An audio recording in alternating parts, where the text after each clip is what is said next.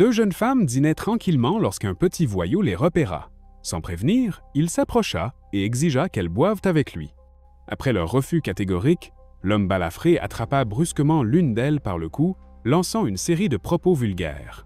Voyant cela, son ami réagit immédiatement, le repoussa violemment et lui colla un coup de poing contre le mur. Ce geste déclencha la colère du balafré, qui attrapa une bouteille et frappa l'ami jusqu'à la faire perdre connaissance.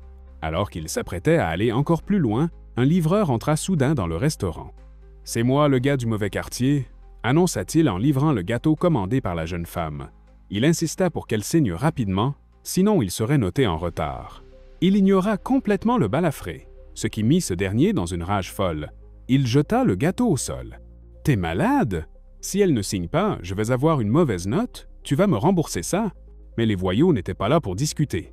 Une bagarre éclata.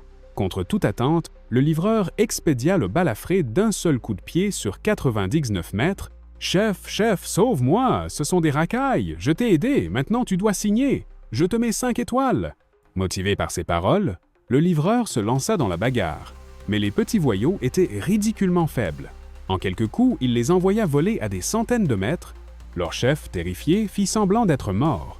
Ce que le livreur ignorait, c'est que la femme qu'il venait de sauver était une riche héritière. Très vite, il allait recevoir une surprise inattendue. De retour chez elle, Lin Ruobing découvrit que son père voulait la marier de force à Du Shao, un homme atteint du sida, en échange d'un investissement de 10 milliards. Pour échapper à ce mariage, elle pensa immédiatement au livreur et l'appela sans tarder. « Allô? Song Yuping? Rejoins-moi à l'hôtel Asia. »« Ok, j'arrive tout de suite. »« Bonjour, livraison spéciale. »« Rebonjour, petit livreur. » Peu après, Du Shao reçut une alerte. Le livreur avait osé le trahir. Furieux, il se précipita à l'hôtel. En arrivant, il vit les traces du combat passé et explosa de rage. Après la fuite de Du Shao, Ye Fan demanda des explications à Lin Ruobing. « Alors, c'est quoi l'histoire? La famille Du est la plus puissante de Zhongsheng. Il veut me forcer à l'épouser, mais je préfère mourir. Maintenant, je me remets à toi. Voici 10 yuan. Je veux qu'on fasse un faux mariage d'1 an, le temps qu'il abandonne. » D'accord, mais j'ai une condition. Laquelle?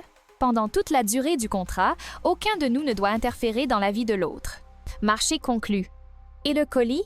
Inutile de continuer les livraisons. À partir de demain, tu viens travailler dans ma société comme agent de sécurité. Pourquoi? Salaire. 100 yuan par mois. Très bien, patronne. À demain. Tu es arrivé trop tard. Longwu, aide-moi à retrouver une voiture. Mon ami a été kidnappé. Une Tesla noire, plaque 50 et 1B. Active le système œil céleste pour la traquer.